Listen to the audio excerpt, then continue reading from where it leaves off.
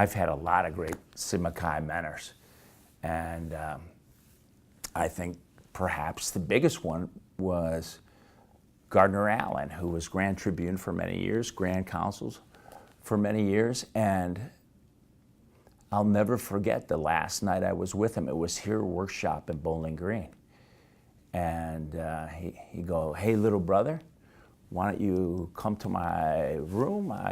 We have some time. We can catch up before I have to go to an executive committee meeting." And he said to me, "Just remember, little brother, a piece of my heart is always in yours, and a piece of your heart will always be in mine." And he goes, "I don't know what you're gonna do later in life, but I do know that you will impact a lot of people in a transformative way."